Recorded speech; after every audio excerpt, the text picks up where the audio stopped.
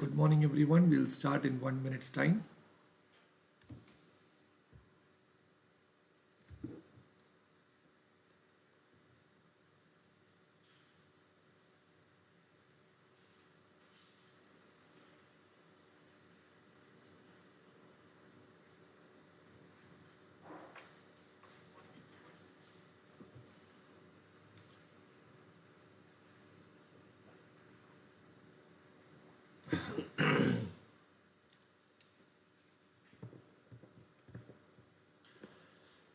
All right, good morning, everyone. Welcome to day number 2 of the Revision Premier League SFM revisions. Now, today we will start off with portfolio management. So, everyone, write down the next chapter's name in your books. Portfolio management. Friends, even before I start with this chapter of portfolio management, I would like to take 5 minutes and speak about this great personality, Warren Buffett. Who is Warren Buffett?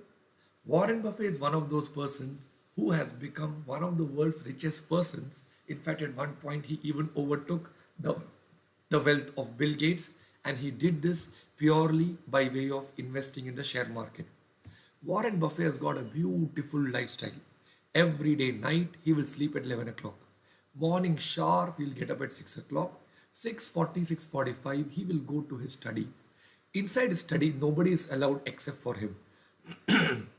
Once he gets inside the study, he will sit there from 6:45 till morning 11 o'clock or 11:30 non-stop without any disturbance. He will read 5 types of newspaper every day, and he will keep on doing research on all the companies. Then he will take his car and he will go to his office. On the way to office there is a McDonald's shop. He will stop there and he has a particular 3 menus. Any one of these 3 menus he will purchase that day with Coca-Cola. This guy is crazy about Coca-Cola. He will have that and then he will go to his office. By 12 o'clock, he will have so much knowledge about the stock market that he will say that let's put our money over here the moment he sees the market. Wherever he says we will put the money, that price is used to go up and he used to make a profit. After one time, Warren Buffett became so famous that there were a lot of people behind him. If he says put money here, others will also put money there. Now, whether that stock is genuinely a good one or a bad one was a different question. The moment he puts, so many people will put, the demand will go up and the price will go up. And that was the kind of leadership what Warren Buffett created, and he became one of the wealthiest persons by playing in the stock market. Friends, Warren Buffett, when he did all this, one important learning that I got from him was that if you want to get success, you have to have mainly 2 things. One, you should have strong discipline. 6:45 to 11:30 every day without disruption. He used to keep on reading, reading, reading, and reading. And lesson number 2 that I learned is that the more knowledge you have about your product, the much better you can play with the product in which you are involved. So friends, I hope let's start with this positive learning of having a disciplined life plus going and learning a lot of new things. Warren Buffett had some interesting learnings which I'm sharing with you over here today. On earnings, he said that we should never depend on a single income. We should invest and create a second or a third source of income. Why is he saying that, friends? Can you tell me? My voice is a little low, Badri. Let me just cross check.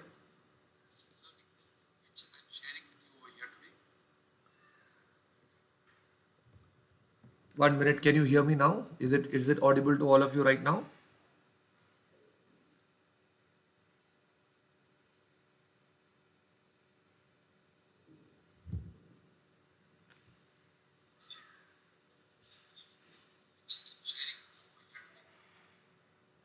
I can hear my voice clearly. Can you just confirm and chat back and let me know whether you can hear me clearly now?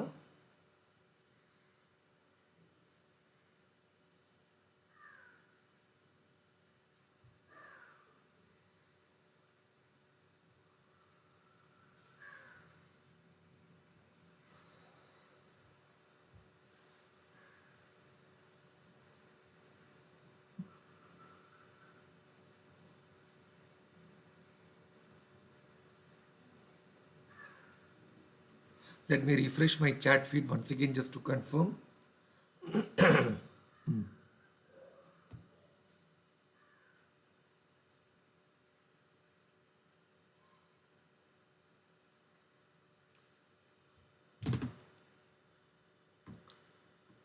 All right, all right. So now it is audible, right? Okay, okay, all right.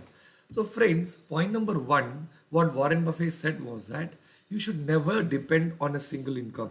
You should invest and create a second or a third source of income. Why? If income one doesn't support you, at least income two should be there to support you. Now, tell me, why do I practice in different places at the same time I do teaching? Simple logic here. Some days, if you know the teaching, students will come and tell Tarun Jagdish is useless here. That day, I should be having practice to support me. If the practice clients are telling me, oh, Tarun is not doing a good work, at least students should be there to support me. So, friends, a very important learning that I get over here is that diversification reduces your risk. Now, many of you students, you are doing CA, CS, CMA, etc. Why are you doing all that? Exactly. If I don't get through CA, at least I should have CS or I should have CMA. Or what you're doing is actually good because what you're doing is that you are diversifying your risk. Let us now go to the second part on taking risk. Warren Buffett always said, never test the depth of the river with both your feet. Tell me what will happen if you test the depth of the river with both your feet? If the water is deep, you will drown. Instead, what are you supposed to do? Put your one leg inside. If you see that it's sufficiently a surface is coming in, then you put your second leg also. And the last point what he says is that do not put all the eggs in one basket. What will happen if you put all the eggs in one basket? If the basket falls, all the eggs will break. Instead, what are you supposed to do? Carry two baskets. Or friends, the most important thing what Warren Buffett kept on telling in different formats is that diversification reduces your risk. And this is the crux of the chapter of portfolio management. So can you please write down this as a big heading in your notebooks, everyone?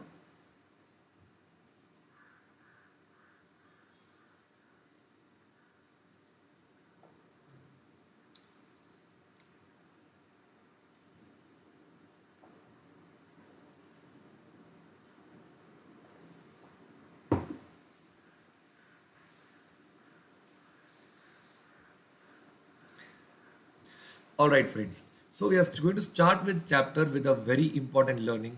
Diversification reduces your risk. All right. Okay. Now let's quickly go to the concepts one by one. Let's start with concept number one. Expected value and standard deviation. Can you please write down this in your books now?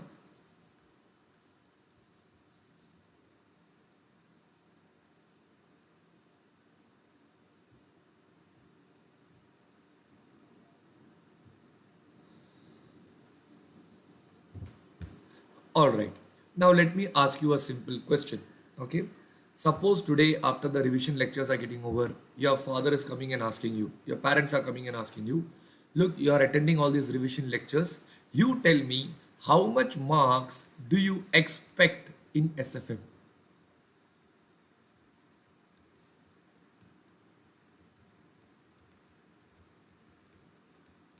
If they ask you this question, what will be the answer that you will give them?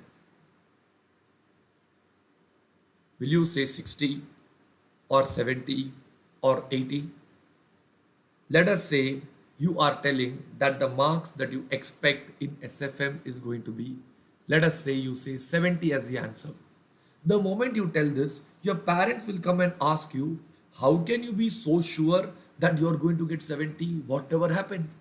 That is not a correct answer. You should never just answer that I will surely get 70 because there can be many outcomes that can actually happen in the exam. One of the outcomes which can happen is that the paper can be easy or the paper can be average or the paper can be tough. Am I right? So what instead you can do is that you can draw a chart to analyze how much marks you can expect in the exam. Exam, you can have three outcomes. The paper can be easy, The paper can be average or the paper can be tough. Now tell me, if the paper is easy, how much marks will you get in SFM?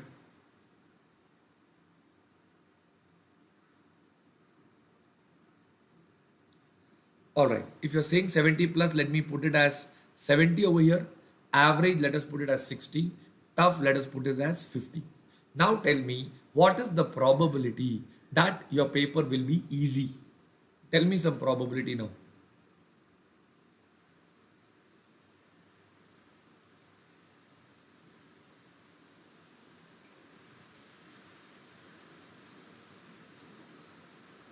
Okay, I think I'm getting a chat a little later than when you are putting it. So I'll put the probabilities myself. Let us say there is only a 20% probability that the paper will be easy.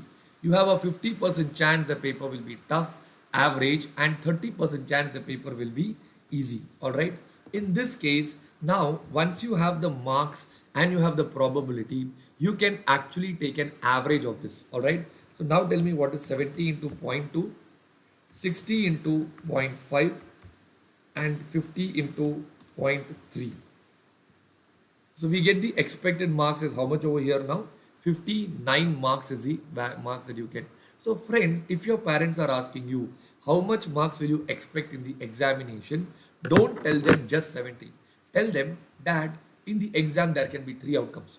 Paper can be easy, paper can be average, paper can be tough. If it is easy, I will get this much, average, this much, tough, this much, and these are the probabilities. Hence, keeping all these things in mind, on an average, I'm expecting to get 59 marks in the examination. This 59 marks is what you call it as expected value. Let me continue, after which I will, give you time to write. Now listen to me. So now your parents are all confused. Easy, average, tough, probability. What is this fellow telling me? So your dad will just ask you, look, tell me in simple language. You told me 59 marks. Does it mean whatever happens in the exam hall, you will surely get 59 marks? Friends, the answer is no, because this 59 marks is only the average marks. And averages are not at all a good measure for decision making. You know, averages say that if you put your right leg in a boiling hot water and if you put your left leg in an ice cold water, on an average, you are normal. That is absolutely not correct. That is the main drawback of averages. Averages are absolutely misleading. So what we do is that instead of taking only the average, we do one more thing which is called as standard deviation. This is nothing but the deviation from the average. I will first work out this and then I will tell you the logic of this. I will give you time to write down after that. Okay. The table format goes like this. X, P, X minus X bar, P into X minus X bar the whole square. So here we are getting the number as 70, 60, 50. We are getting the average as how much? 59. Easy is 0.2, 0.5, 0.3. So x minus x bar would be 70 minus 59, that is 11, 1 minus 9. So here I would get 121 into 0.2, that is 24.2. It will be 1 square will be 1 into 0.5 will be 0.5. 81 into 0.3 will be 24.3. So I'll get the variance over here as 48.5. Therefore, the square root of this, that will be the standard deviation, I'll get the answer as approximately 7 as the answer. Now, here I can make decision making. Earlier I got the average. What is the average that I got earlier? I got the answer as 59. Now I am getting the standard deviation as 7. The logic goes like this. If your average marks are 59, okay, your actual marks will be either minus 7 or it will be plus 7. How much is 59 minus 7? 52. Plus 7 will be 66. So it says that your marks should be between 52 and 66, and that also has only a 70% probability. This 70% is derived by statisticians. I did not find out this. They say that more than 66 will have another 15% probability, and less than 15% 52 will also have a 15% probability. So let me now conclude, friends. If your parents are asking you how much marks will you get in your SFM examination, you should tell them that the probabilities can be easy, average, tough. Keeping all these things on an average, I am expecting to get 59 marks along with a standard deviation of 7. Then they will ask you, what is the standard deviation of 7? Then you tell them it means my marks can range between 52 and 66, that is having a 70% probability. It can go above 66, which is having a 15% probability. It can go below 52, which is also having 15% probability. Then your parents will tell you, are you trying to tell me anything will happen in the exam? You will tell, yes, parents, that is what I am trying to tell you. This is the logic of expected value and standard deviation. Can you please write down this in your books now? Please draw this chart first.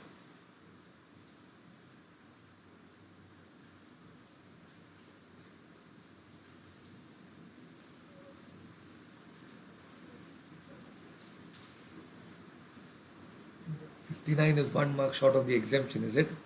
I should have changed the numbers to get 60. Anyways, forget it now. I am not going to change this.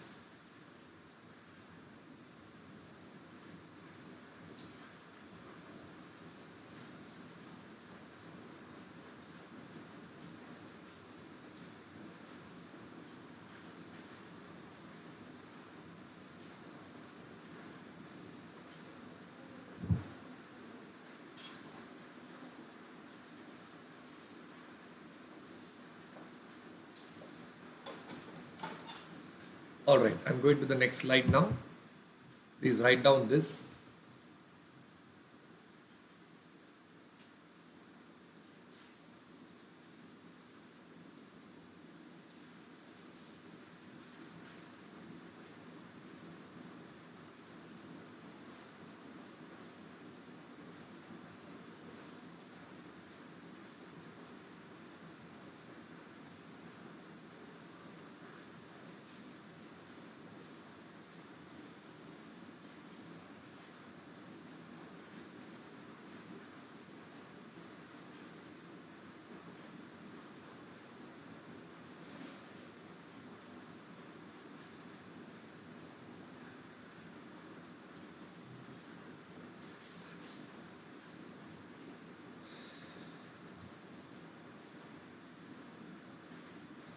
Alright friends, can I go to the next slide now?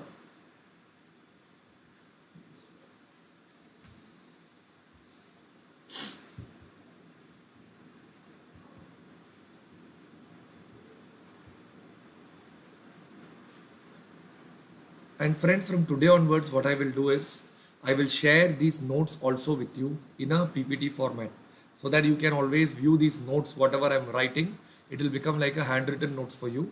So in case you're missing out to write out something, you can always go through the PPT, just play the, you can just play it and you can view all these like these notes also over there. Okay.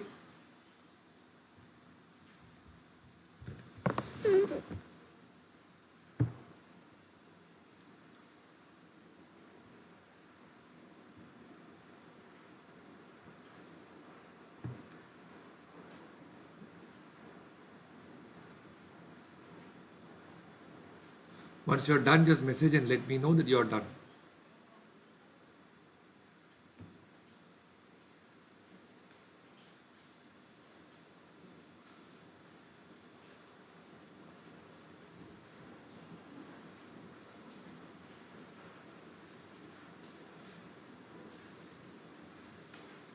All right, one person is done.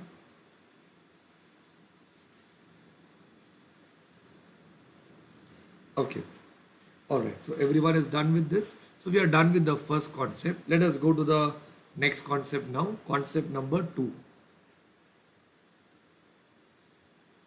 Actual return of a portfolio.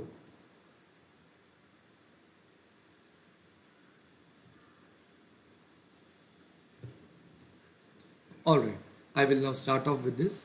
Let us say we are talking about portfolio. Friends, first let us understand what is the meaning of portfolio. Portfolio is nothing but a group of shares or anything, or a group of investments that you make in particular thing.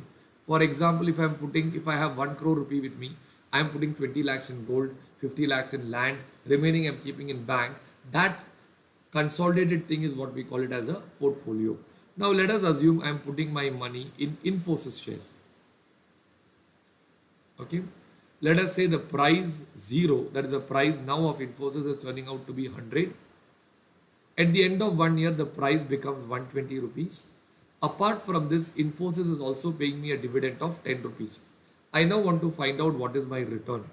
So can I say here, I am making a 20 rupee profit on the share value, plus I am making a 10 rupee return over here. So can I say my total return turns out to be 30 rupees on my investment of 100 rupees, which is equal to how much percentage, friends? 30 percentage. This can be found using a neat formula. The formula is P1 minus P0 plus D1 divided by P0, or it will be 120 minus 100 plus 10 divided by 100, which is equal to how much percentage? 30 percentage. Can you please write down this in your books now?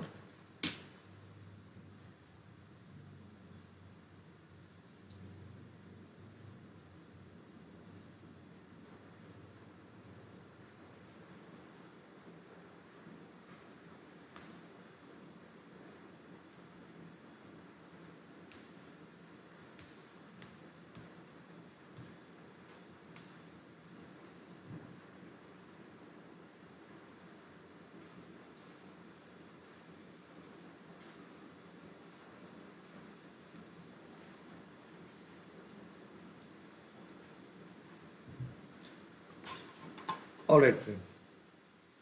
Oh, yes. Workbook I have uploaded. Sorry, you're not able to find the workbook. Good, you reminded me. Ruchi, I'll just show you. See now, this is tarunjagdish.com. The moment you come here, on the right side, you see a thing called live. All right. You click over there. Ideally speaking, the same YouTube live is happening here also in my website. If you just come down, over here, there is a heading called as download revision material. You just have to click on this and you will be able to, get the entire PDF files of what we are going to do in my class over here. All right. Ashoka, I'll come to your point. If dividend is given in percentage, I'll come to that point but back. Okay. I hope everybody is clear with how you can download the material now. Thank you, Ruchi, for reminding me. Okay. Fine. Now, friends, we have done till here. I will now continue this one. I'll give a heading called as formula number 2. Wait, friends, have you written down till here in your books?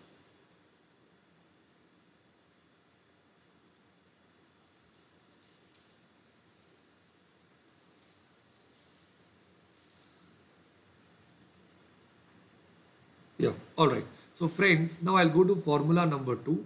Formula 1 that we learned was P1 minus P0 plus D1 divided by P0, correct?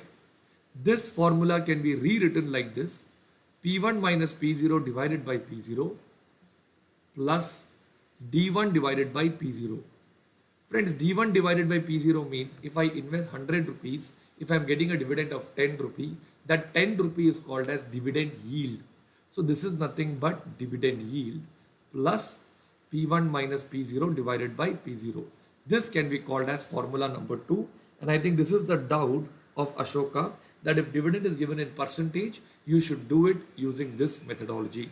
Can you please write down this formula in your books now?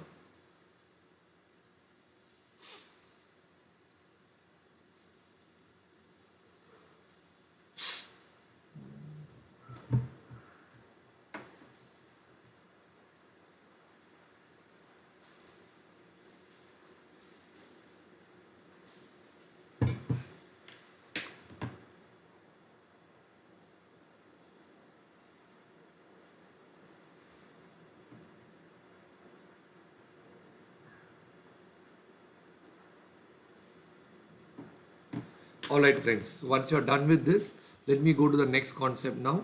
Write down the next concept heading: covariance and correlation.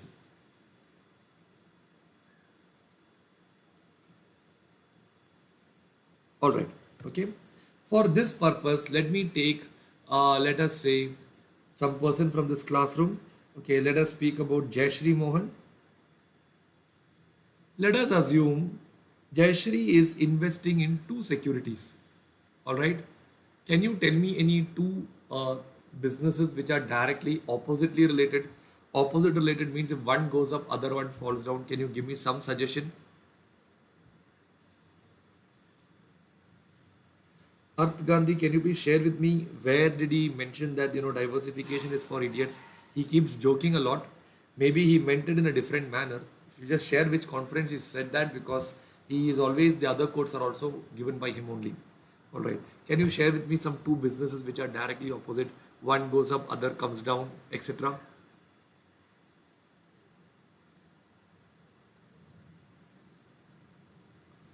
All right, no suggestions are coming, or my checkbox is stuck again. Petrol and bus. How is that? If petrol prices go up, the bus returns come down. That is a good one. Yes, yes. SBI and Kingfisher. No, yeah, we'll go by petrol and bus. For time being, let us assume, or let me take a simpler one, for us to understand. Let us speak about, let us say, juice business and tea business. All right. Assume that there are only two seasons. One is summer and the other one is winter. All right. In summer, juice sales will go up. In winter, juice sales will come down. Let us say in summer, the juice sales will give you a return of 30%, but in winter, you get only 10%. Whereas for tea, assume in winter we can make a sales of 30%, and in summer we'll make a sales of only 10%. Let me do one thing for simplicity. I'll take it 20-10. So it will be the easiest and there is no confusion involved over there. All right. Now friends, juice and tea are actually negatively correlated, or the relationship is negative. One goes up, other one comes down. This comes down, other one goes up. All right. This can be measured using a tool, what we call it as correlation. Correlation ideally ranges between +1 and -1. -1 means negative relation and +1 means positive relation. Now here, if I say tea and juice is turning out to be negative relation, then I would say tea and coffee would be positive relation. So negative relation means one goes up, other one comes down. Positive relation means one goes up, other one also goes up. So now tell me, which is more risky, positive relation or negative relation? Friends, positive relation is more risky.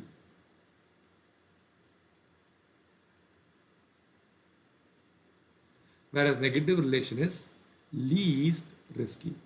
All right. Can you please write down till here in your books? Then I'll go to the next page.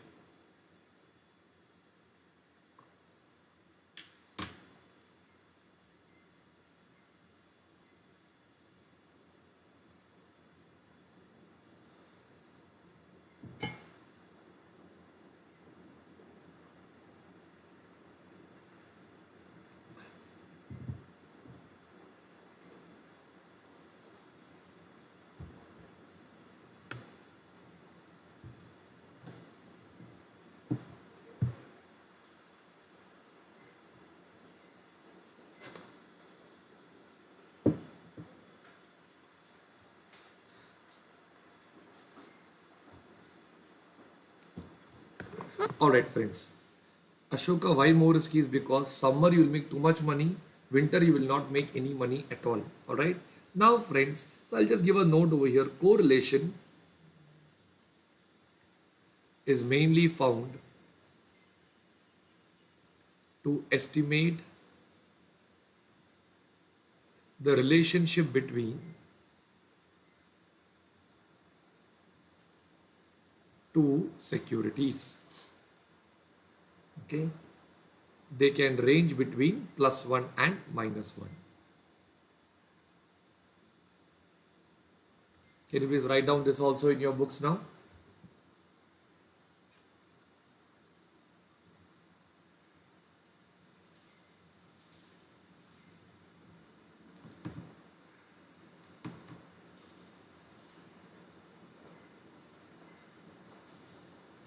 Alright friends, so now I'll just give you the formula for correlation.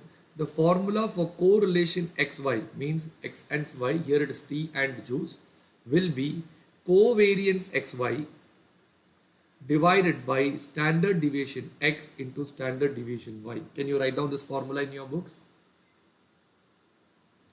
And here covariance basically means nothing but combined variance.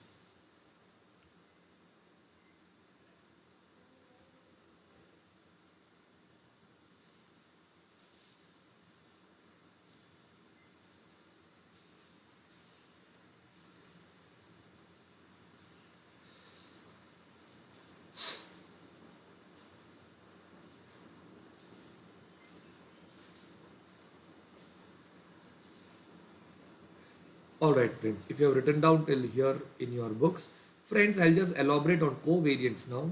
Covariance is nothing but combined variance of two securities. Okay? This is actually a useless measure. It is not helpful in decision making at all. So I'll write down, it is not helpful in decision making. The only purpose of having covariance is to find out correlation. Okay, so the purpose is to find correlation. Otherwise, covariance has got no value. It is like average we are finding out. That is why we find out standard deviation. Otherwise, standard deviation has no value. Similarly, for getting correlation, we should find out covariance. All right. Now interact with me. What is the table format for finding out the variance of x or standard deviation x? We use the following table: x, p, x minus x bar, p into x minus x bar the whole square. Similarly, for doing standard deviation of y, what we do is we do y, p, y minus y bar, p into y minus y bar the whole square. So now to find out covariance xy, that is a combined variance of x and y, I will add up these two tables. Or what I'm going to do is I will do x, y, p, x minus x bar, y minus y bar, p into x minus x bar into y minus y bar. This is what I will do. And this is how the table for covariance has been derived. Can you please write down till here in your books now?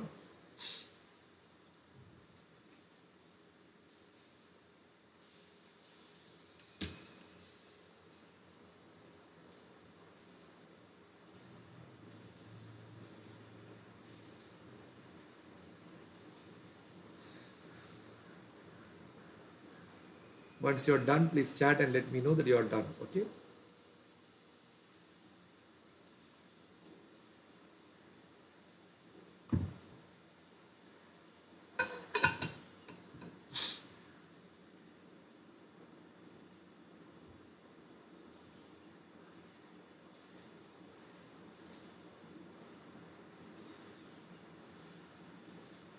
All right.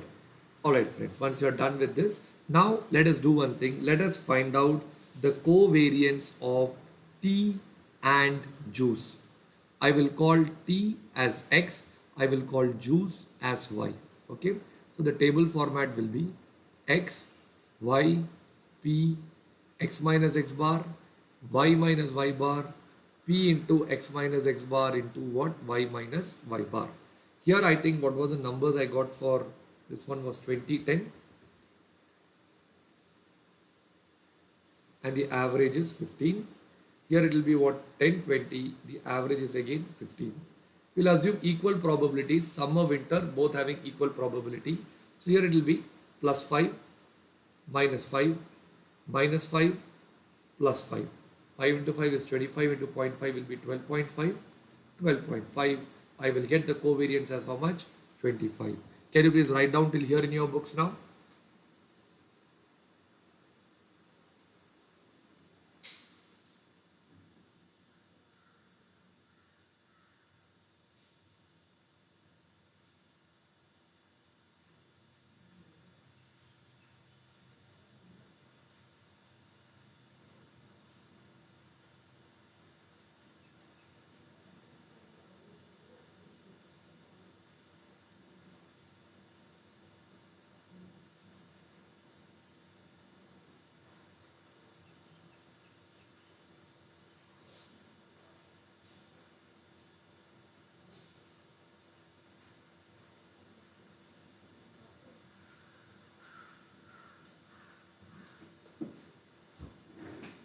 Alright friends, now that you have got the answer as 25, what we will do next is we will find out the correlation.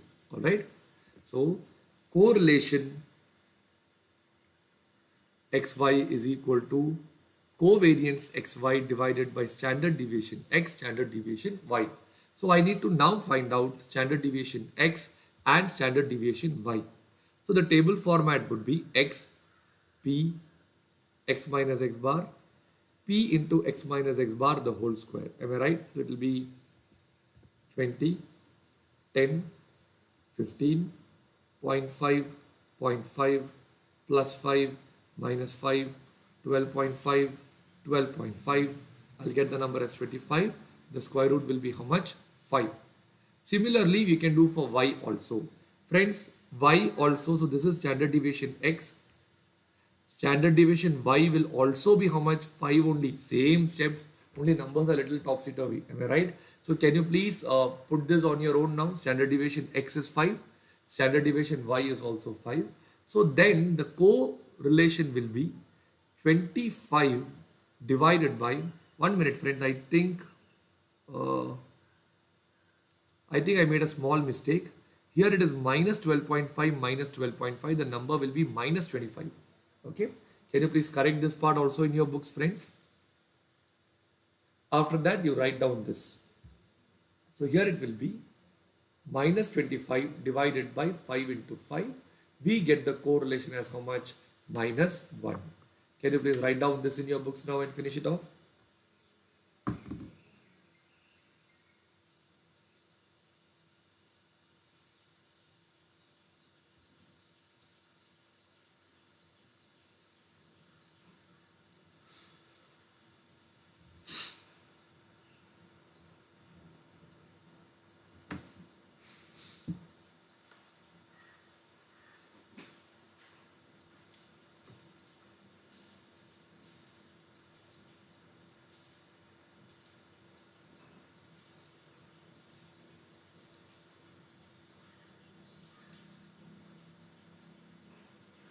Earth Gandhi, but later on he is the one who diversified like crazy.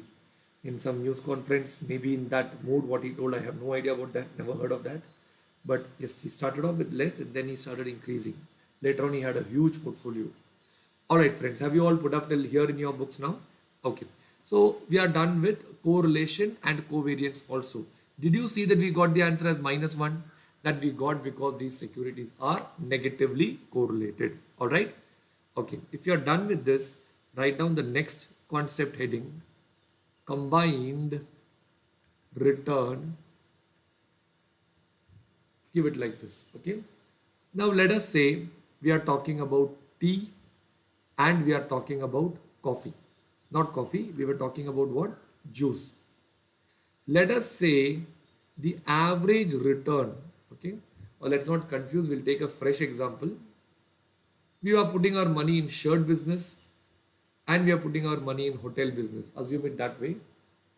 Shirt, you are getting a return of 30%.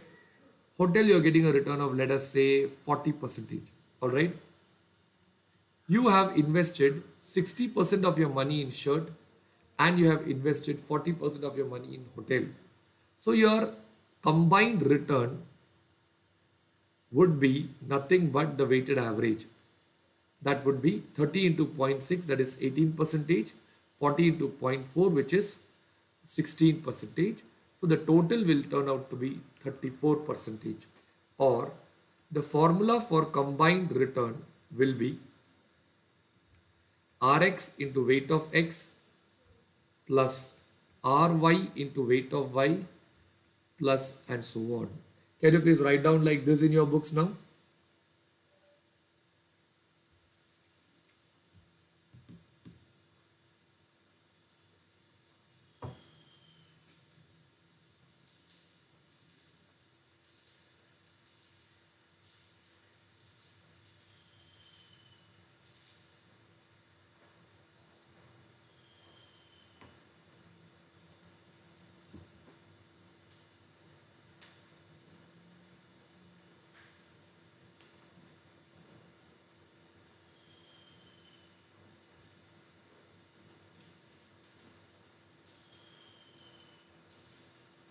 Alright friends, have you all put up till here in your books now?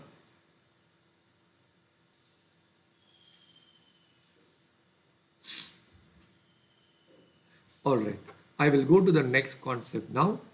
Write down the next concept heading. Combined risk. This is important. Okay.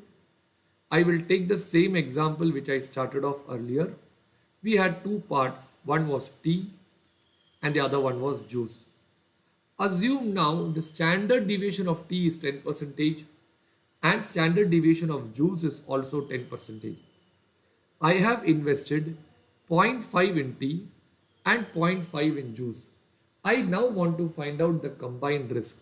To find out the combined risk, just like I did for combined return, can I just multiply 10 into 0.5? So I'll get 5 here, 5 here, and here I'll get the answer as 10%.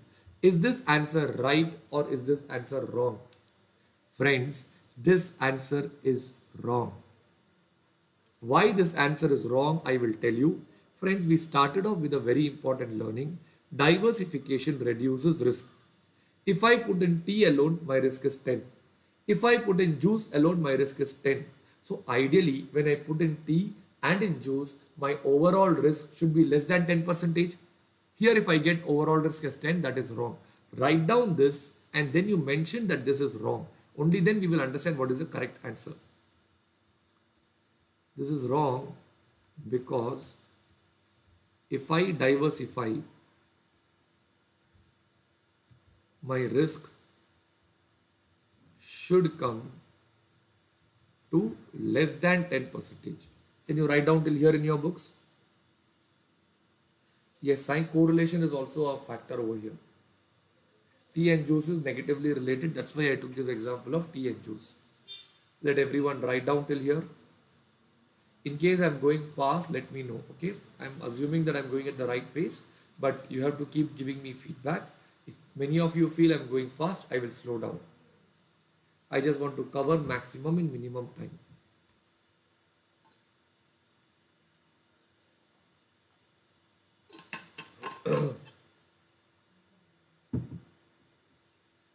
And just one small survey, I showed you my website, portfolio, all the videos were there.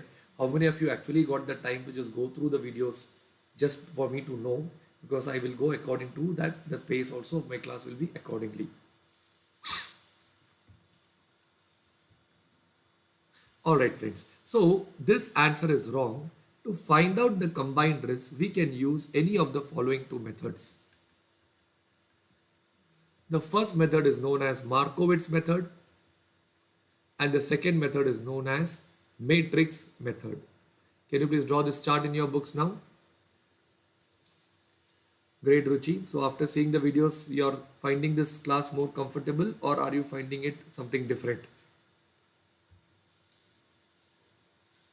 Alright, thanks Manikam, thanks Aditi. Just give a feedback so that I can know how we can proceed for tomorrow's class also. Okay, I will now start off with Markowitz method. As per Markowitz method, the formula would be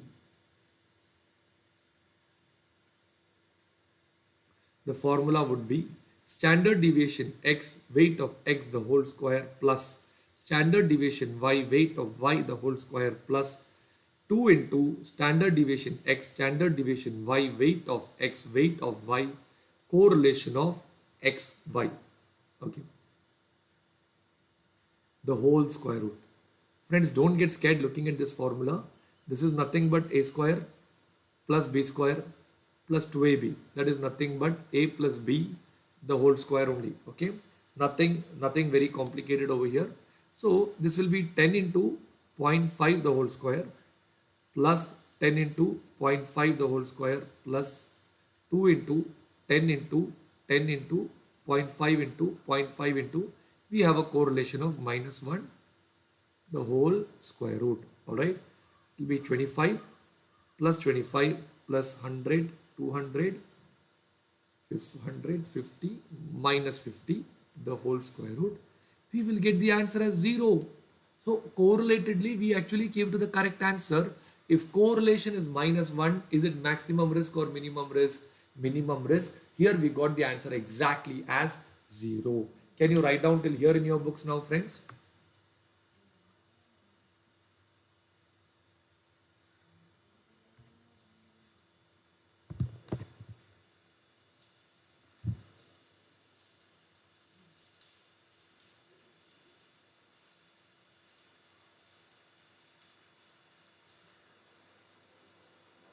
Thank you, Ruchi. Thank you, Sid. So basically, when you go through the videos and you come back over here, you're very much comfortable.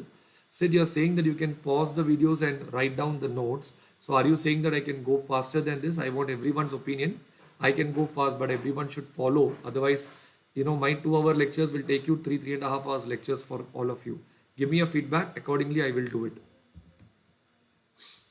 Because the material what I have shared actually contains a lot more, because covering it in just 4 days will not be very much easy.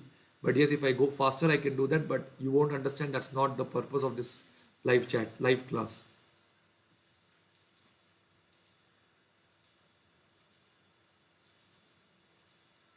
Great. Thank you, Sid. All right, friends, have you got the answer as 0 over here? Now let us check one more thing. Okay, combined risk. If correlation was +1, okay, so if correlation was +1, okay, the answer what I will be getting over here would be 10 into 0.5 the whole square plus 10 into 0.5 the whole square plus 2 into 10 into 10 into 0.5 into 0.5 into +1 the whole square root. So that will be 525 plus 25, 100, 200, 150 plus 50, the whole square root. Friends, we are getting the answer as +10. Are you familiar with this number? This is nothing but the weighted average risk that we got earlier. So what is the moral of the story? If correlation is +1, is it minimum risk or maximum risk? It is the maximum risk. Maximum risk means there is no risk reduction. Hence,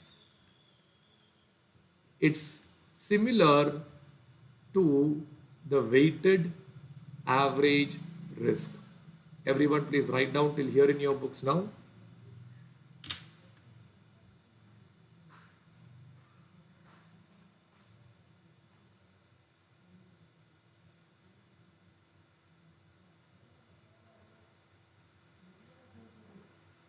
Sharanya Kumar, I'll come back to your doubt. You have asked a very good doubt. That is the formula.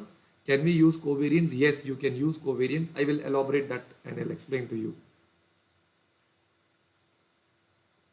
So as Sai Reddy and others are also giving their opinion, we will go in this speed. This speed is okay. Everybody will understand. Okay, let's see how things are going on. All right.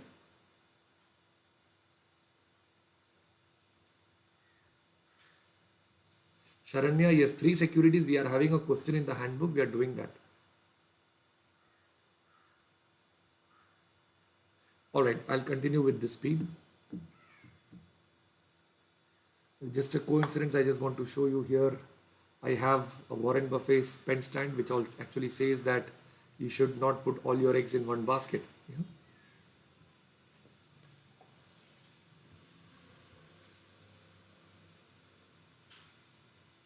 All right, friends, if you have written down till here in your books, now we can give a heading called as shortcut method. Okay, you can give a heading called as shortcut method. We actually took 2 correlations, am I right? Correlation +1 we did, -1 we did. For +1, we got the answer as the same weighted average. So can I say it is nothing but standard deviation x weight into x plus standard deviation y weight into y? If I do this, my computation will be 10 into 0.5 plus 10 into 0.5. So I'll get the answer as what? +10. If correlation is -1, I can use the formula standard deviation x weight of x minus standard deviation y weight of y. Then I can put modulus or absolute values. So 10 into 0.5 minus 10 into 0.5, I will get the answer as 0. Okay. So friends, if correlation is +1 or correlation is -1, we can always go for these shortcut formulas rather than doing so much of hard work by drawing the big one. Only in other cases we have to use the big formula. So I'll write down below this. In other cases, use the big formula. Can you please write down till here in your books now?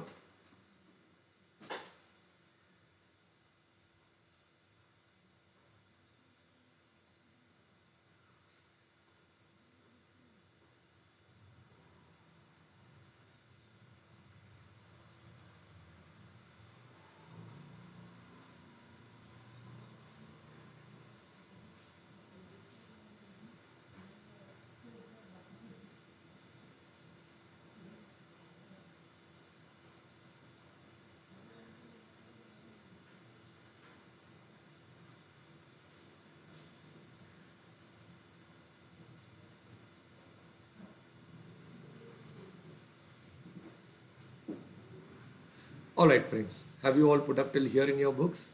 Now, one of the doubts which came in the chat box was, can we use the formula of covariance? I will explain to you how you can use that. See friends, the formula what we learned was standard deviation x, weight of x the whole square plus standard deviation y, weight of y the whole square plus 2 into standard deviation x, standard deviation y, weight of x, weight of y, correlation xy. Now we know correlation xy can be found out using the formula covariance xy divided by standard deviation x, standard deviation y. So what will happen is I can cancel this and this, and I can create a new formula which is standard deviation x, weight of x the whole square, standard deviation y, weight of y the whole square plus 2 into covariance xy into weight of x into weight of y. This is the new formula. Can you write down this in your books now? You can give a heading called as derivation.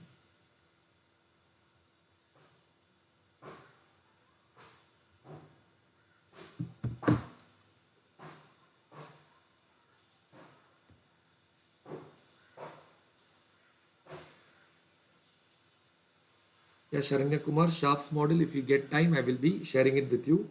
As of now, in the material, I have not incorporated that Sharp index model.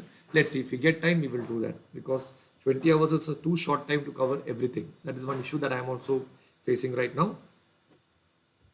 Okay, have you all put up till here in your books? All right, once you have put up till here, let me now go to the next one. Write down the next heading, matrix method.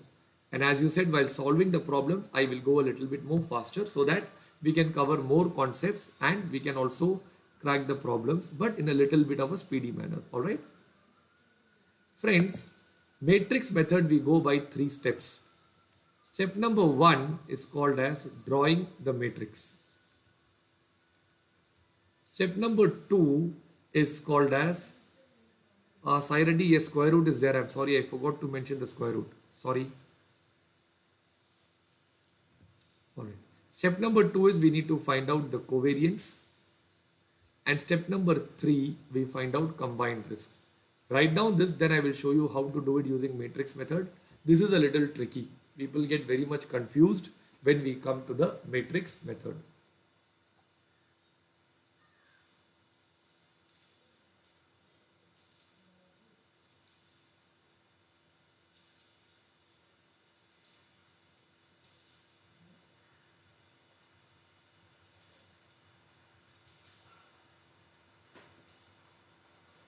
Alright friends, have you all put up till here in your books? Let us do it together now. So I'll write down over here step number 1, matrix. Friends, I will call T as X, I will call juice as Y. Okay, so here the table I'll put like this: X, Y, X, Y. The weights are 0.5, 0.5, 0.5, 0.5. All right, friends, when I write down like this, I am actually getting 4 combinations. This is the first one, we call this as XX.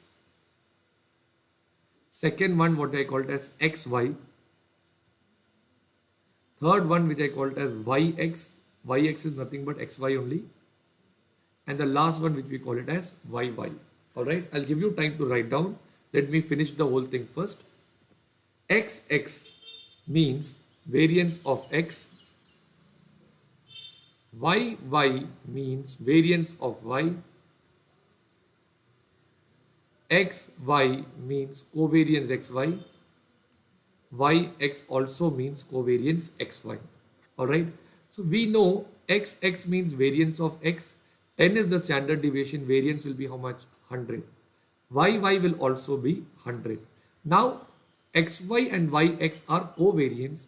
I need to find out this. So I will go to step number 2.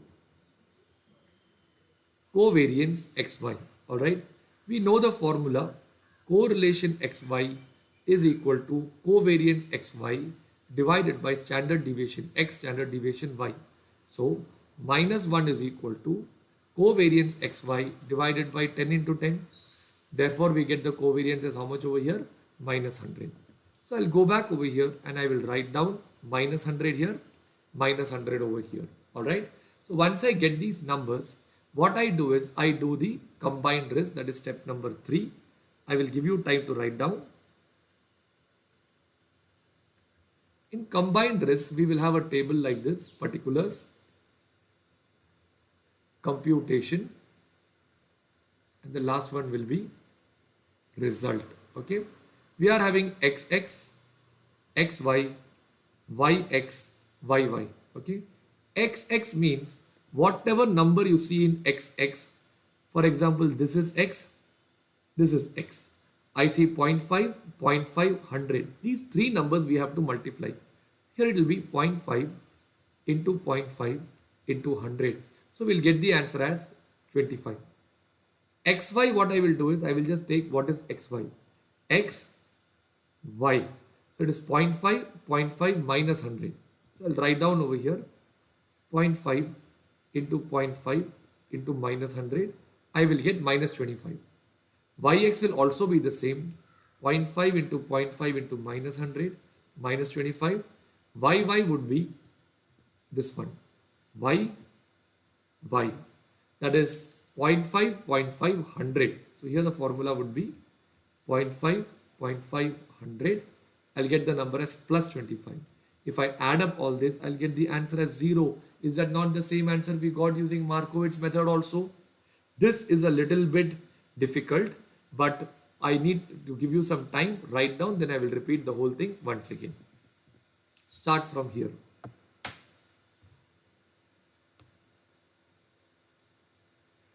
Anju, matrix method is never asked specifically so far. They can ask in the future maybe.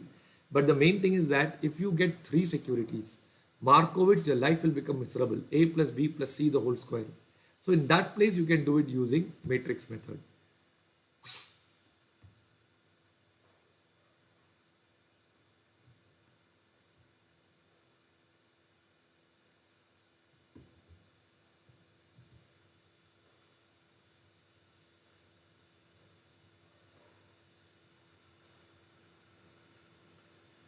Yes, I'm retaining the same speed. Speed is very crucial because if I go fast, you don't understand, no use. The whole lectures become a waste. So I'll go in a slow pace. Whatever we do, we will understand 100%. Alright? And there are many more videos available in my website. Free of cost, you can just click. You can play the videos chapter wise in the correct order it is given. The same way how I'm taking class over here. So it will be very, very easy for you to.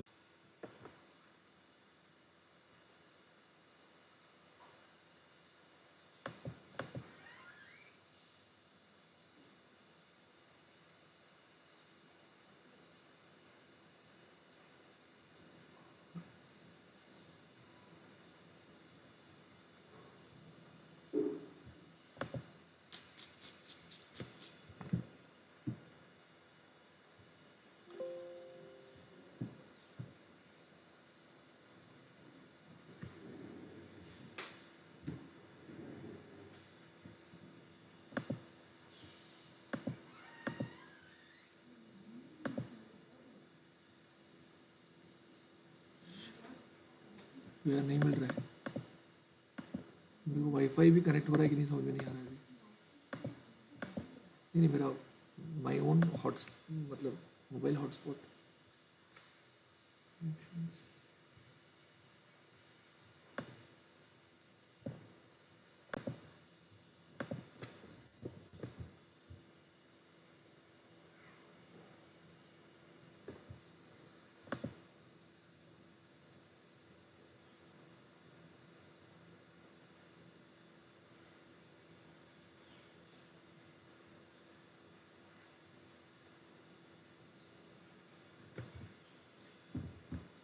Friends, can you hear me now?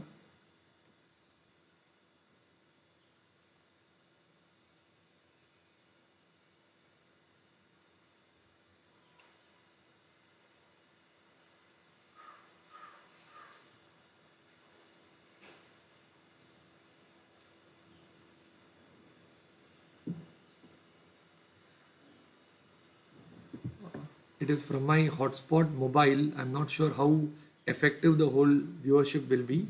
Let me try for some time. You keep chatting and let me know how you're able to see and understand what I'm saying, or is it buffering? All right.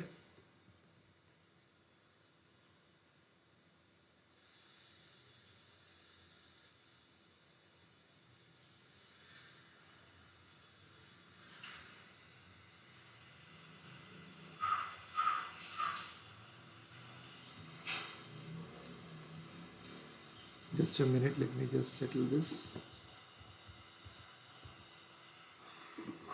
It is from my hotspot mobile.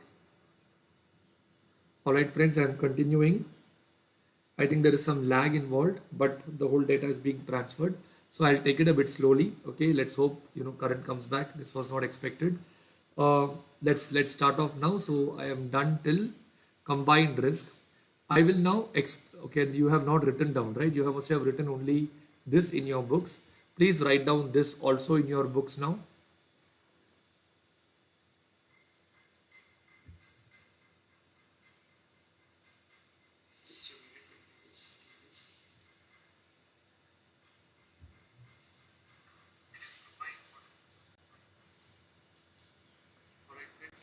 All right, now you write down the next one.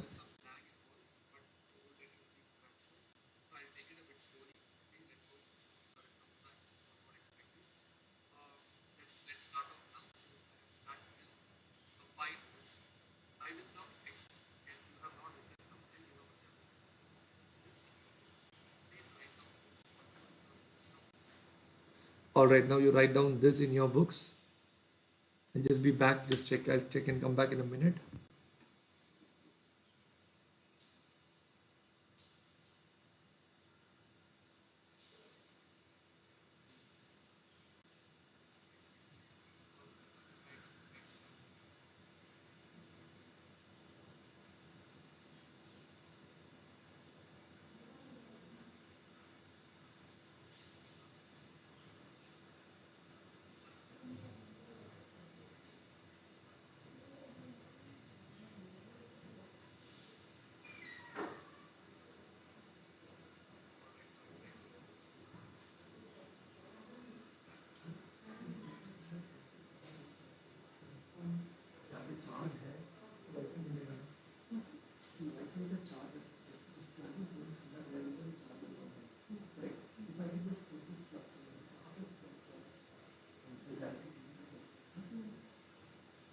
That's where its classes happen. They understand.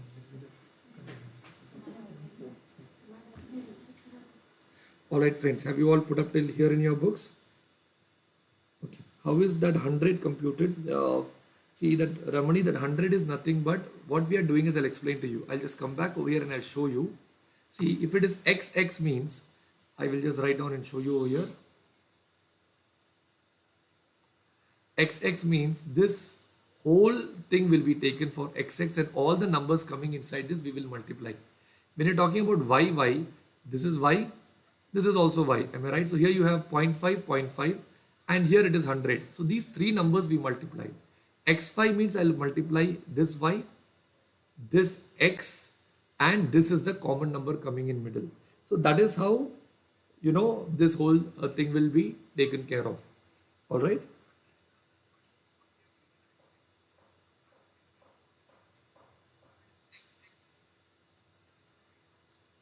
Okay, friends. So it's coming. The videos are playing now. I will go to the next concept now. Write down the next concept heading quickly. The principle of dominance.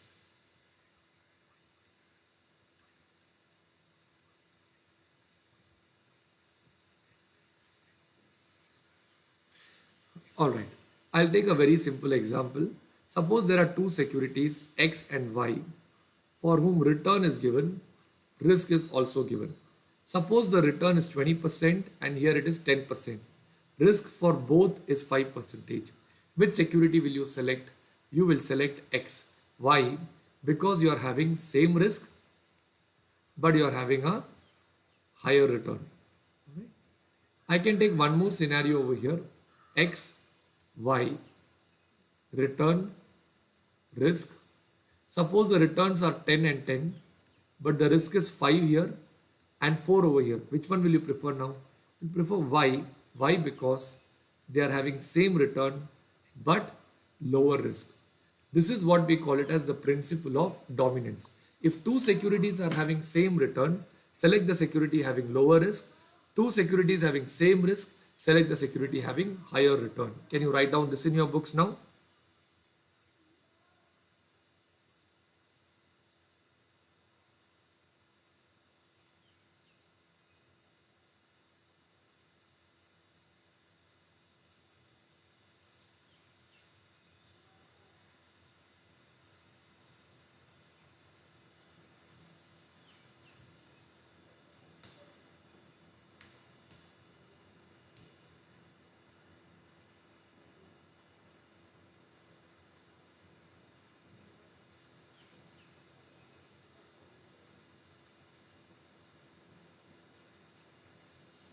Alright friends, I hope you have written down till here in your books now. So you can just give a rule over here. If two securities are having same risk, select the security with higher return, or you can write down if two securities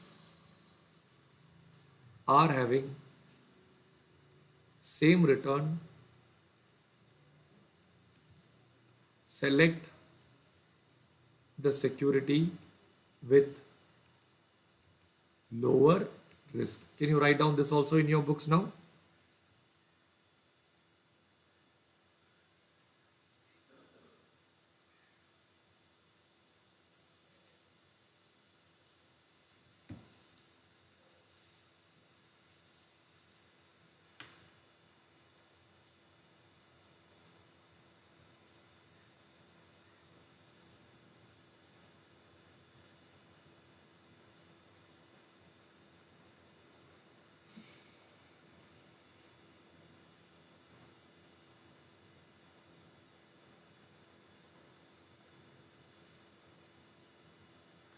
Alright friends, I hope you have all put up till here in your books. Now you write down the next concept heading, beta. For explaining beta, let us take 3 people from this classroom. Okay, I'll just take some people's name which is coming in the chat. Okay, we'll speak about, first one we'll talk about Aditi Vipin. Okay. Second, I'll talk about Kirtana. And the last one I will take active Ayyappa. Is it okay if I call you Ayyappa? Now assume there are 3 securities, Aditi Limited, Kirtana Limited and Ayyappa Limited. Alright. We are comparing these 3 securities with the Nifty. Nifty is where the proper entire market which consists of 50 securities. Among those 50, 3 are Aditi, Kirtana and Ayyappa. Alright. Now I am just taking the returns year 1, year 2, year 3. Let us assume the Nifty in year 1 gave 10%. Year 2 Nifty gave 30%. Year 3 Nifty fell by 10%. Inside Nifty there are 3 securities, Aditi, Kirtana, Ayyappa. Aditi assume is a very aggressive person. Okay. Whereas Kirtana is a very stable person. Ayyappa is a very slow fellow.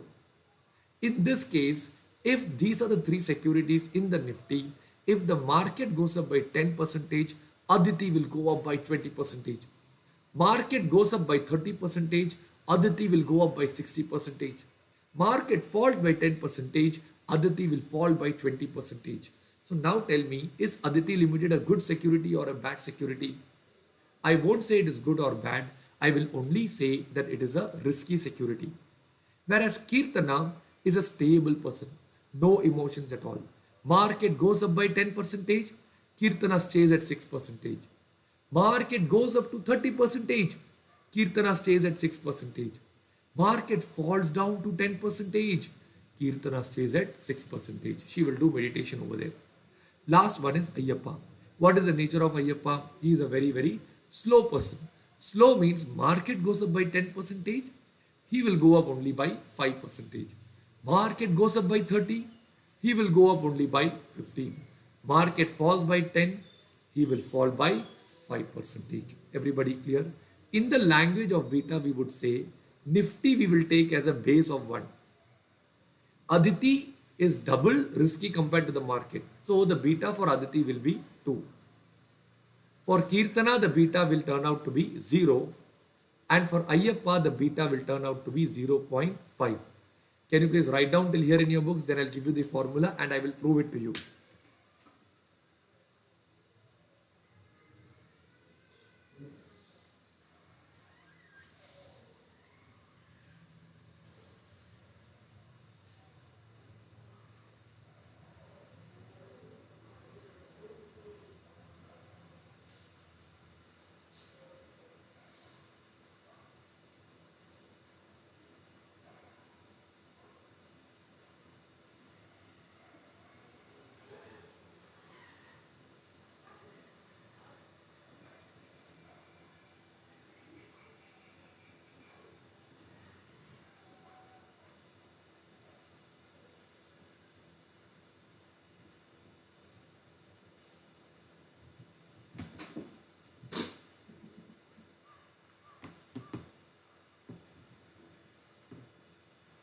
Friends, a little lag is there. Please cooperate.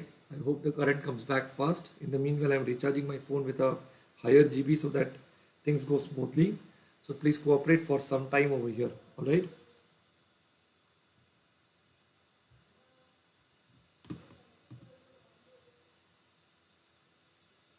All right, friends. Once you have written down this in your books, I will now give you the formulas for beta and I'll prove it to you that Aditi showing a beta of 2 can also be achieved, on a formula basis. The formula is formula 1 sigma xm minus n into x bar m bar divided by sigma m square minus n into m bar the whole square. Formula 2 will be covariance of xm divided by variance of m. Formula 3 will be standard deviation x divided by standard deviation m into correlation of xm. Can you please write down till here? And friends, for 5 minutes I'm logging out of chat. I'm just recharging my phone. So I will not be seeing your chat. If anything is there, I'll check and I'll get back to you. Okay? Can you please write down till here in your books now?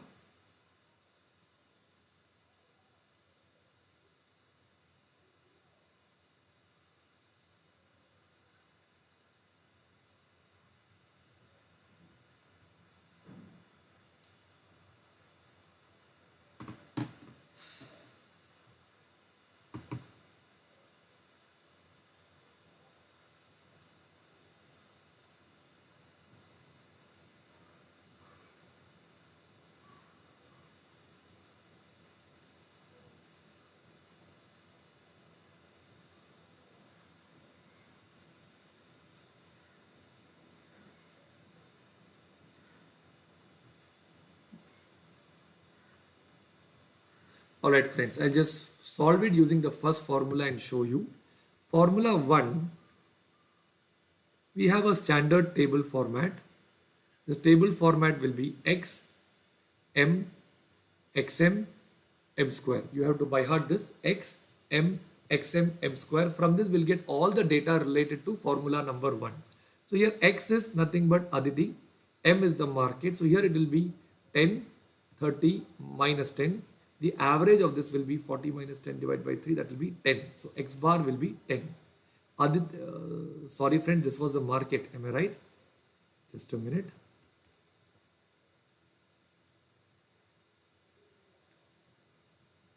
Okay, I'll write down properly now. It is 10, 30 minus 10.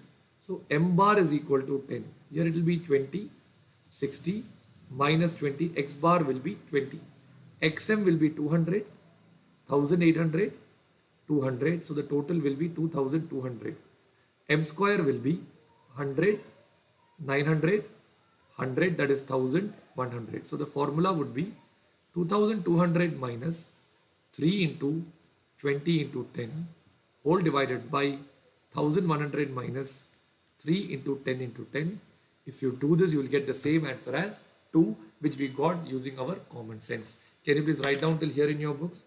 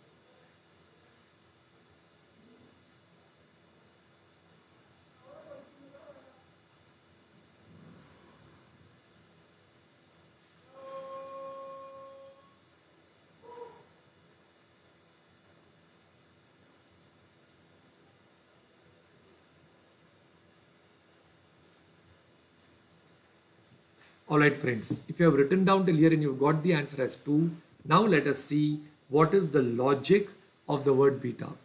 Logic goes like this: for every 1% change in the market, what is the change in the security? So for Aditi, for every 1% change in the market, the change was 2. Whereas for the stable person, every 1% change in the market, there is no change happening. Stable person is basically RF, bank. Bank will not change, bank FD rates will not change whether the market goes up or comes down. And the scat person, Ayyappa, for every 1% change in the market, he will change by 0.5. Can you please write down till here in your books now?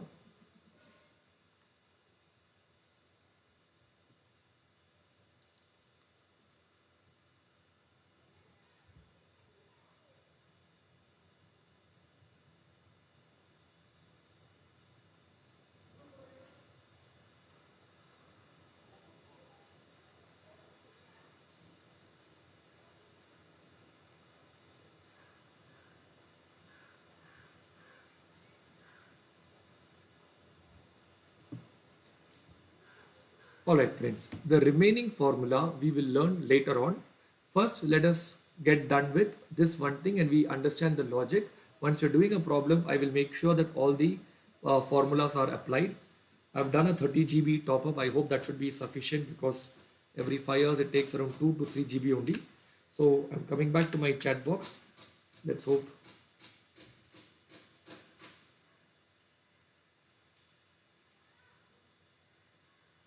Okay, I'm just going through the chat box. How is it 3 into 10 into 10? Is it 3 is basically the number of outcomes. See, you have 3 outcomes, right? 10, 30, minus 10.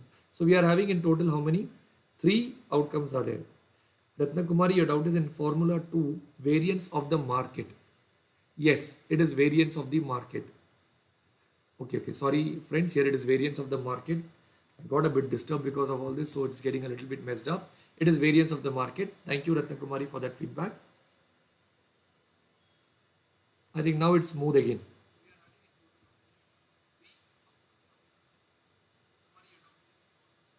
Okay, I think now its space has also come back to normal and the data recharge has been done. So let's continue smoothly now without any more difficulties. All right.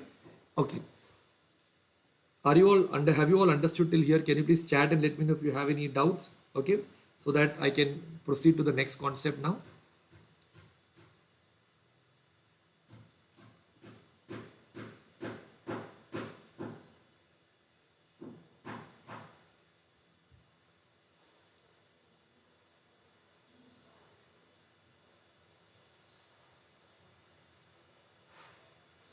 All right, great. Let's go to the next concept, friends. CAPM. This is one of the best formulas, easy as well as the best, and this was one of the formulas which actually got the Nobel Prize. First, I'll give you the formula, then I'll tell you the logic for this formula. The formula is RF plus beta into Rm minus Rf. Let us take some numbers. 10 plus, let us say the beta is 2, Rm is 15 minus 10. So the answer what I'll get over here will be 10 plus 10. I'll get the answer as 20%. I'll give you a minute. Can you please write down this in your books? Think and tell me what is the logic of this formula.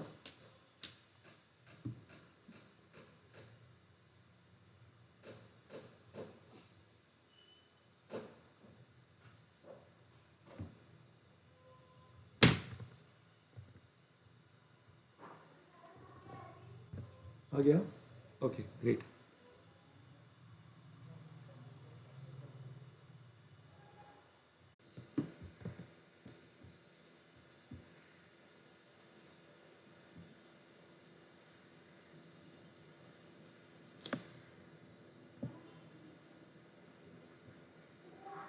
Friends, can you hear me now clearly?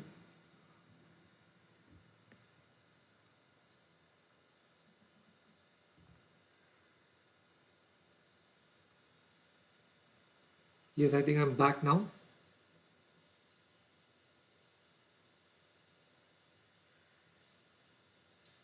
Great. Now we can continue smoothly, friends. Sorry for the difficulty that occurred earlier. Okay, now I'll explain to you the logic of this formula. Okay, this formula, even though it's simple, is a very, very powerful formula. The logic goes like this: market return is actually turning out to be 15%. In this 15%, ideally there are two breakups. Okay, one breakup is called as RF, which is 10%, and the other one is called as RM minus RF, which is turning out to be 5%. This 10% anyone can get. I will never go to the share market to get this 10%. I go to the share market to get this extra return, or this is the return I'm getting for taking risk. Hence, this is known as risk premium. Okay. So if I put any money in the market, my risk premium in the market is 5%. But right now I am not putting in the market.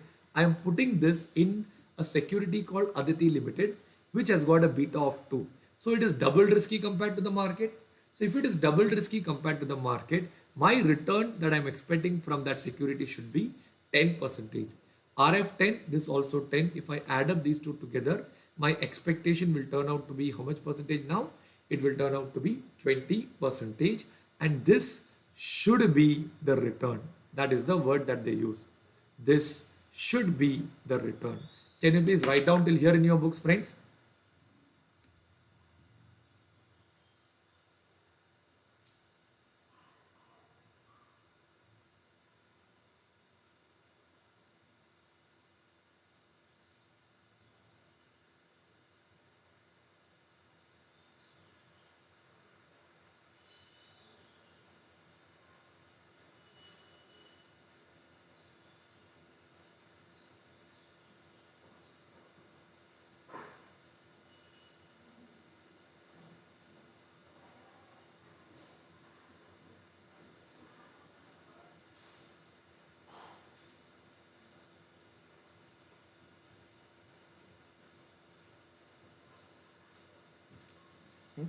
All right, friends. I hope no sound on the video.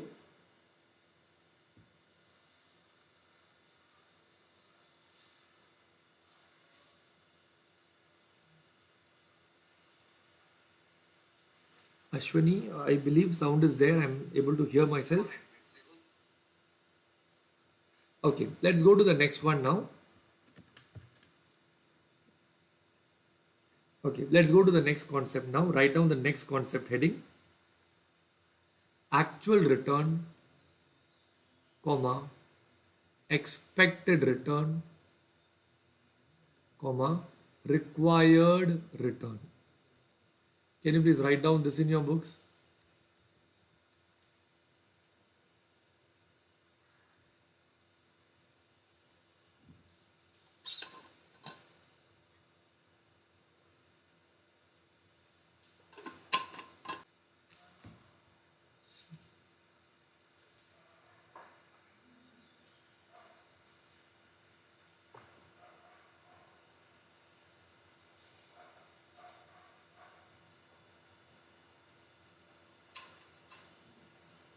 Friends, can you hear me now?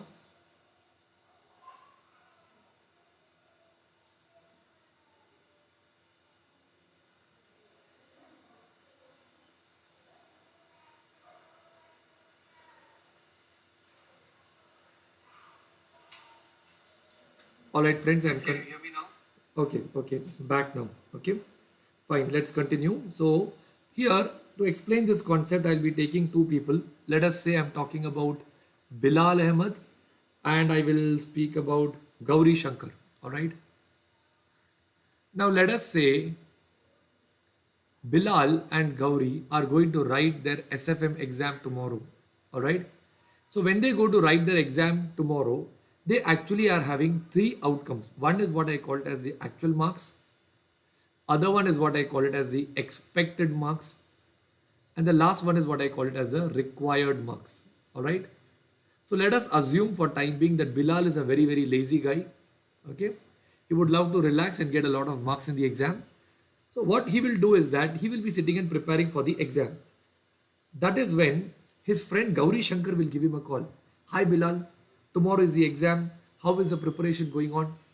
That is when, generally people will have an expectation from Bilal and they will say that keeping his nature of being lazy, he should get, let us say 50 marks. Okay. That is when Gauri Shankar is calling Bilal and asking him, how is your preparation going on? So Bilal will tell Gauri, I have a secret. Gauri will ask, what? Bilal will say, I already have tomorrow's question paper in my hand. Now tell me, how much marks will you expect from Bilal in tomorrow's exam? You will expect him to get 90 marks. Alright, next day morning, Bilal goes to the exam hall and he writes the exam. When he writes the exam, some other question paper came and his actual marks turned out to be, let us say, 40 marks. So friends, what is the moral of the story? I hope you have clear with the moral of the story. As far as the concept is concerned, there are three terminologies: actual, expected, required. Required marks means what marks Bilal should get. Expected marks means what marks we are expecting based on some extra information we get from the share market. Actual marks is the what ultimately you get in actual. Can you draw this chart in your books now?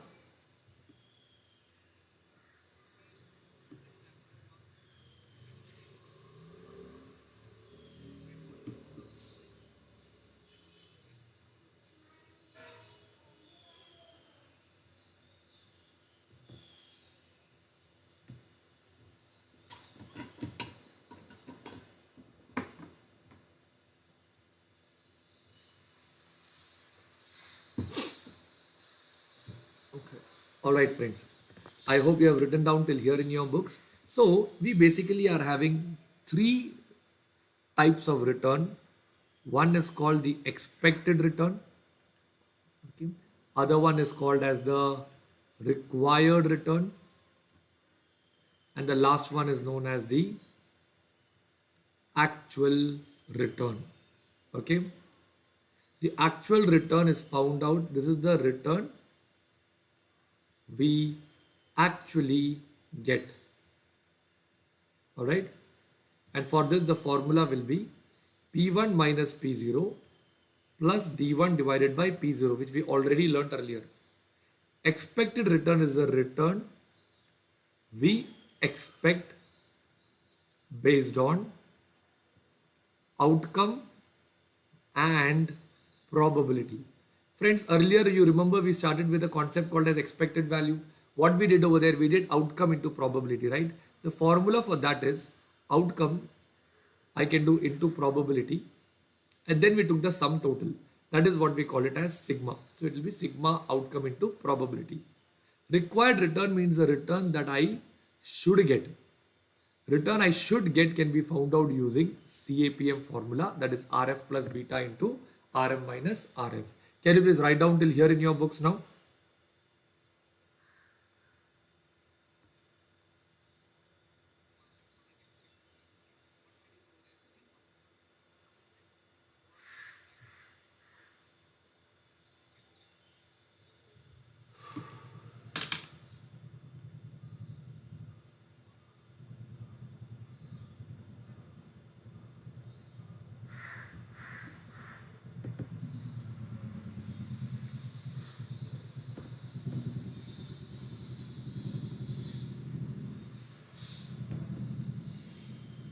Alright friends, I hope you have written down till here in your books friends. So let me revise. We learned three concepts now: expected return, required return, and then we learned about actual return. Okay, so expected return is sigma outcome into probability, other one is CAPM, and last one is P1 minus P0 plus D1 divided by P0. Everybody is clear so far? Shall we go to the next concept now? Write down the next concept heading: alpha. Let us take the example of Bilal to understand this. The formula for alpha is very simple. It is expected return minus required return. So now tell me, as far as Bilal was concerned, what was the expected marks that he was having? 90. How much marks he should get? Only 50. So I have some information which others don't have, as per which he is going to get 90. Others think he's going to get 50. Tomorrow the price is going to go up. So the alpha turns out to be plus 40. Alpha being positive means I should buy Bilal Limited. If alpha was negative, I should sell Bilal Limited. Understood? So alpha positive means the security is undervalued, and alpha negative means the security is overvalued. Can you please write down this in your books now?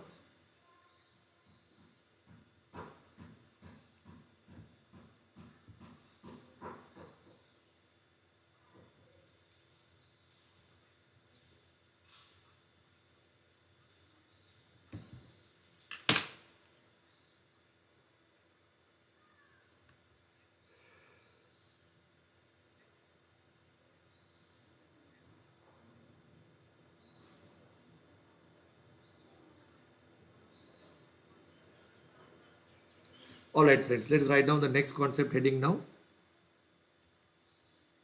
Security market line.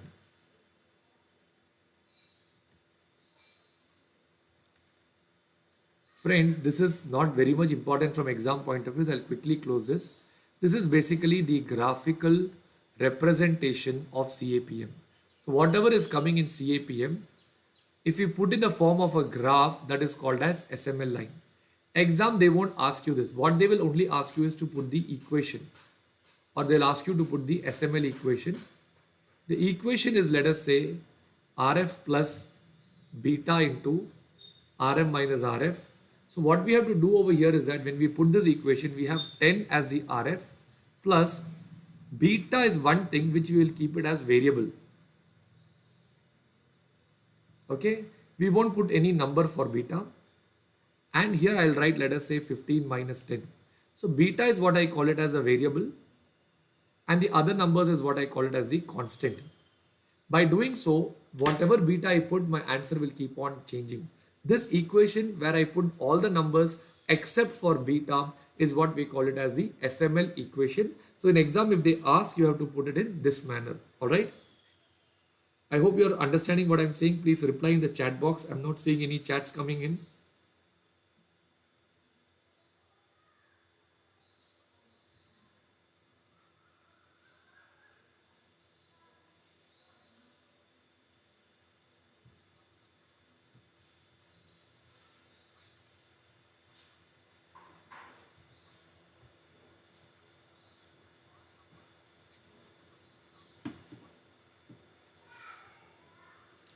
All right. So I hope you have written down till here in your books, friends. Now write down the next concept heading.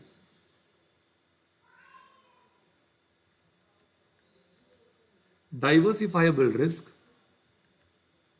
and non-diversifiable risk.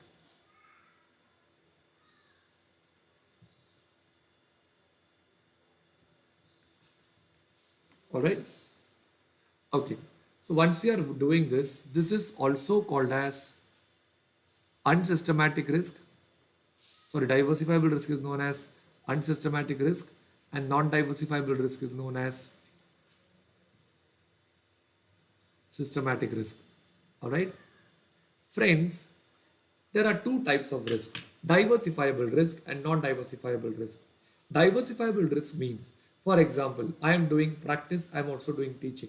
You are doing CA, CS, CMA. Basically, you are able to reduce your risk. So any risk which can be reduced by way of diversification is called as diversifiable risk, whereas some risk which cannot be reduced even by diversification is called as non-diversifiable risk. For example, you are doing CA, CS, CMA. Okay, one fine day, coronavirus came or a tsunami came. Whatever you do is of no use. It will completely damage your whole risk of writing the exams also. Example number two, evening 7 p.m. You are switching on the TV. The moment you switch on the TV at 7 p.m., who will come on TV? Yes, let's assume that Narendra Modi comes on TV.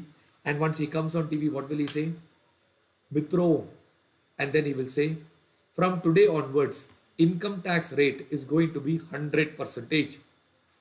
If he tells like this, whether you do tea business, juice business, coffee business, etc., every profit will completely go to the government, and that whatever diversification you will be of no use. So friends, diversifiable risks are those risks which can be reduced with the help of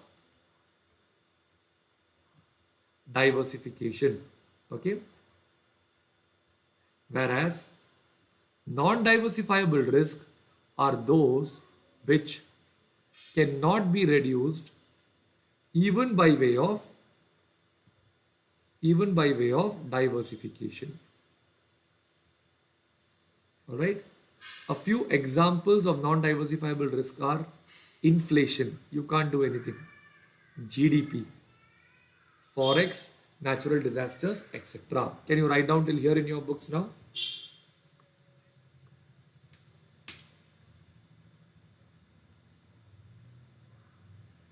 We are doing a lot of concepts. After the break, we'll crack the problem so you can get some buffer time to revise the whole concepts and become strong in the concepts. According to me, if concepts are strong, problem solving becomes very easy. The main challenge is understanding the logic of what is happening.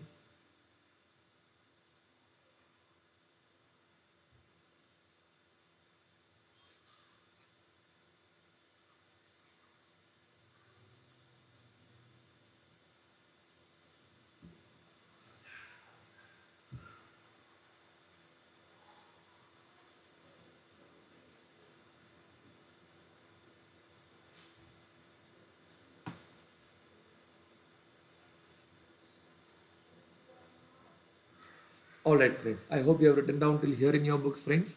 Now we can give a next concept heading. Beta is an indicator of non-diversifiable risk. A very important concept. Little difficult to understand immediately. You will need to replay this part of the video later on again. Friends, what is the logic of the word beta? For every 1% change in the market, what is the change happening to the security? So can I say this is in relation to market? This is in relation to market. Market means what? Let's say for example Nifty. Market means all securities.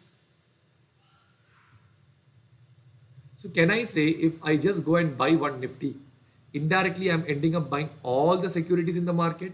So can I say that market is fully diversified?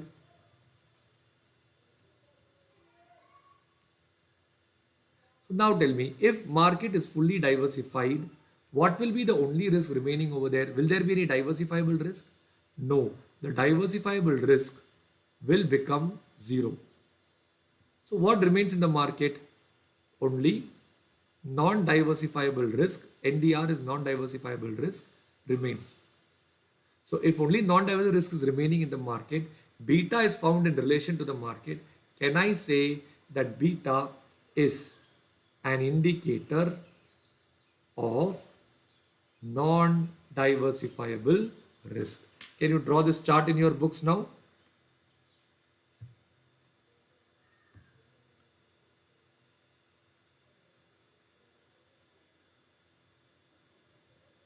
Yes, Ruchi, we are doing only the important areas and I'm trying to cover maximum concept and giving you minimum questions in which you can cover all these concepts. So one day before the exam, you can cover, let's say 75% quickly, even by just going through the handout that I have given you and the questions what I have given you.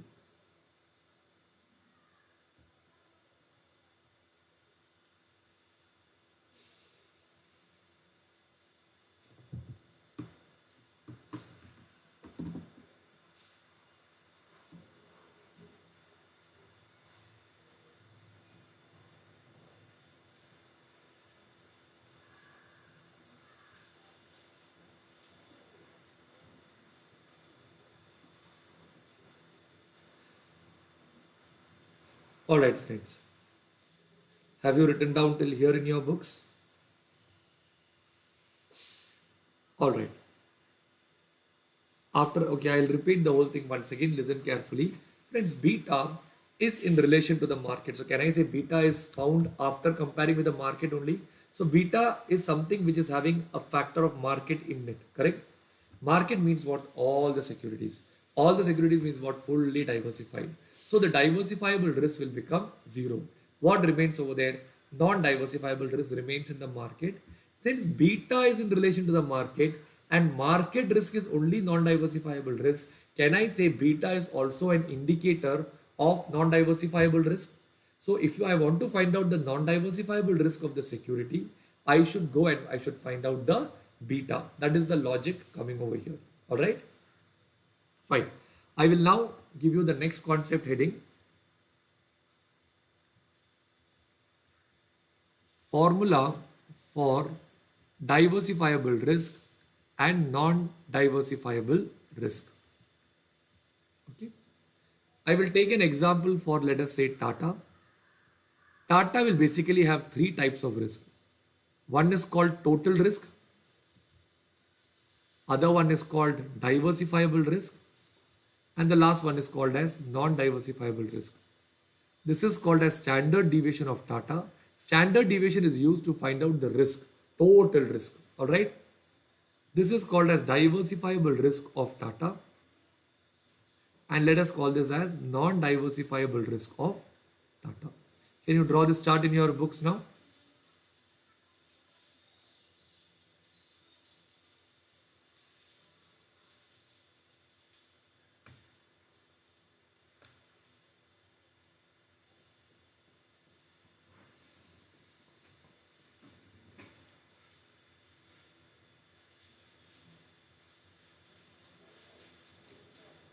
Alright friends, if you have written down till here, I will now give you one by one. The first one that comes over here will be formula of total risk of Tata. I told you total risk is nothing but standard deviation of Tata. You know the table format for standard deviation? Tata, P, Tata minus Tata bar, P into Tata minus Tata bar, the whole square. Can you write down this in your books now? This is how we find out the total risk of Tata.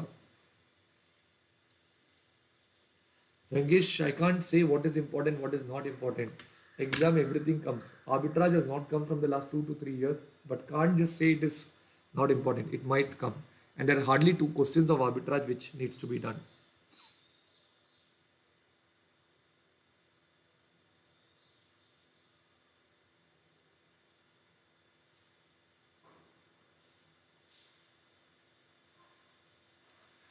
Alright friends, this is how you find out the total risk of Tata.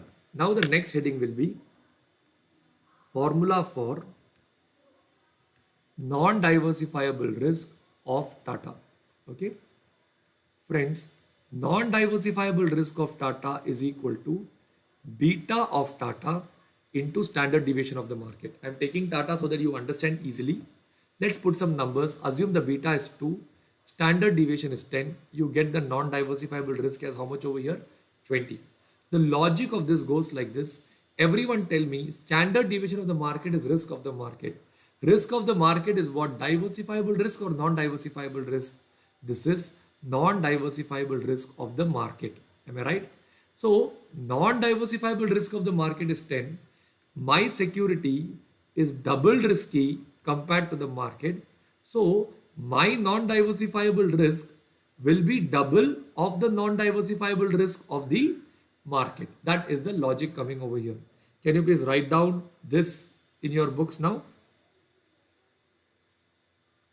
Yes, Ramani, total risk is company specific.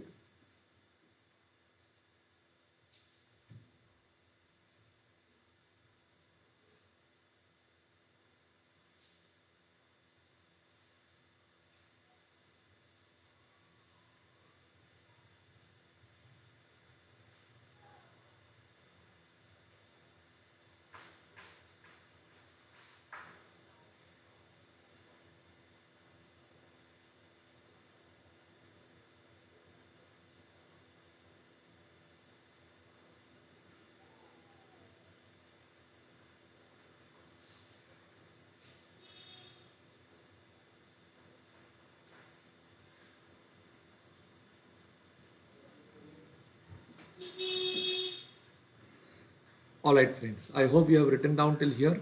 So, friends, after this, we'll go to the final one, that is formula for diversifiable risk of Tata.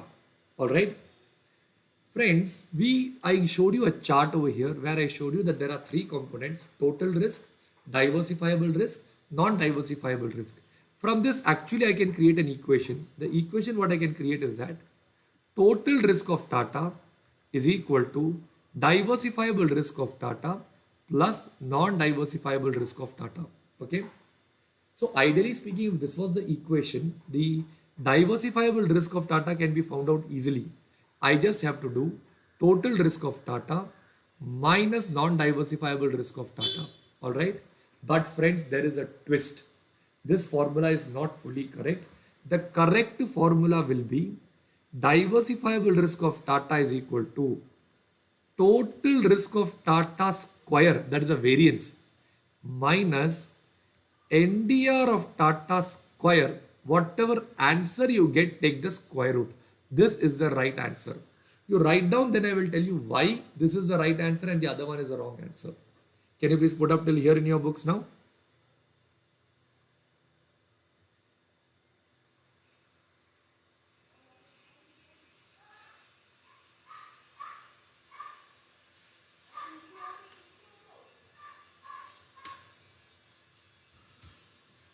Yes, that terminology is like that. Diversifiable risk is unsystematic risk. Non-diversifiable risk is systematic risk. Anju, I hope you are clear with that.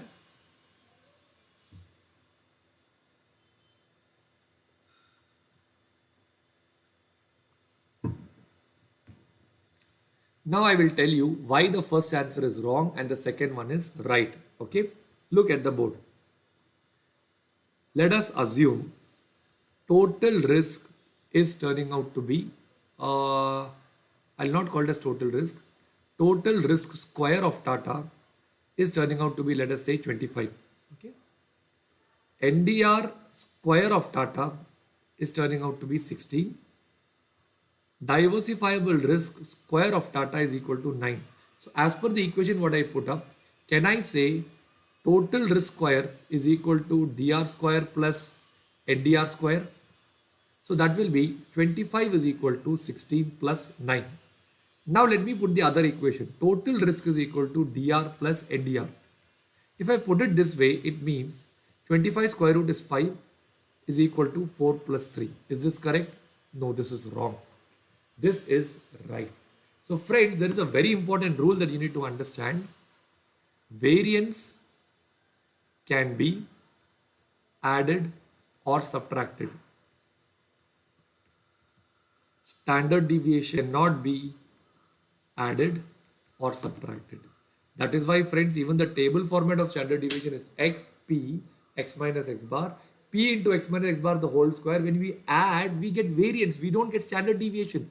Then we take a square root to get the standard deviation, because only variance can be added or subtracted. Standard deviation cannot be added or subtracted. Can you write down this in your books now?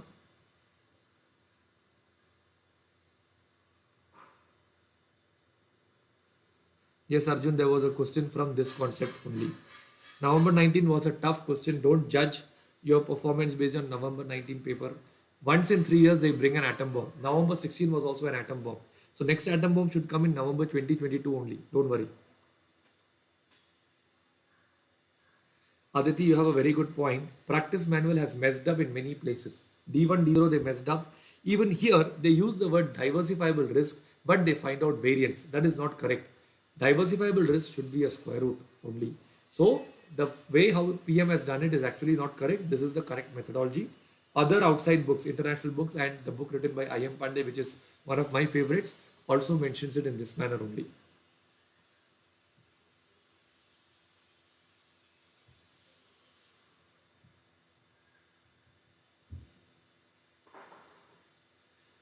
Alright friends, I hope you have put up till here in your books.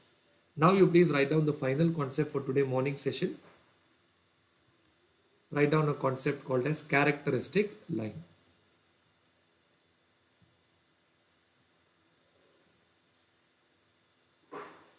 Friends, this is somewhat similar to securities market line. Securities market line was the graphical representation of CAP. This one is the graphical representation of alpha. Okay, so I will show you what was the formula that we learned. The formula what we learned for alpha is equal to expected return minus required return. Here the formula will be alpha is equal to expected return minus, they won't use CAPM return, instead they will use the formula beta into RF. Friends, the CAPM formula is what? RF plus beta into RM minus RF. Am I right? If you remove RF from here, what remains over there? Beta into RM. That is what they have brought in over here. After they put it like this, they rework the formula. They put it like expected return is equal to alpha plus beta into RM, in which this RM is kept as variable. And as the RM keeps on changing, expected return will also keep on changing. Hence, I'll keep this also as variable. And the remaining two factors were kept as constant. This equation is what we call it as the characteristic line. Can you please write down till here in your books now?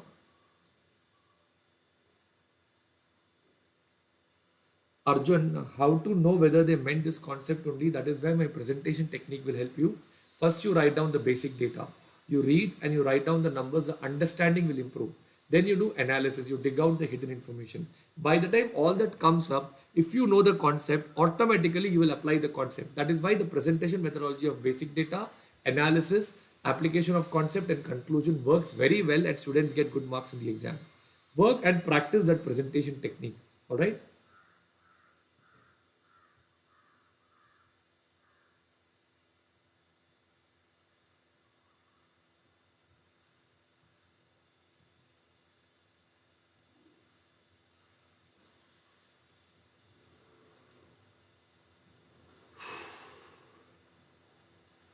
Alright friends, have you all put up till here in your books now? Fine. If you have put up till here, we are done with this concept of characteristic line also. Now actually we can crack two questions. The first question, CAPM alpha, this is a very good question. One question covers all the concept and we can do this question of characteristic line, systematic risk and systematic risk. Then after the break, I will take the remaining part of proxy beta, etc. And we will continue from 11 o'clock to 2 o'clock. So friends, shall we pack up our session with this now? All right. Thank you so much, everyone. See you back at 11 o'clock where we'll do the problem solving and some more advanced concepts of portfolio management. And if that gets over, we will also start off with mergers and acquisitions. Okay. See you after the break, friends. Thank you so much. Have a nice time ahead. Thank you.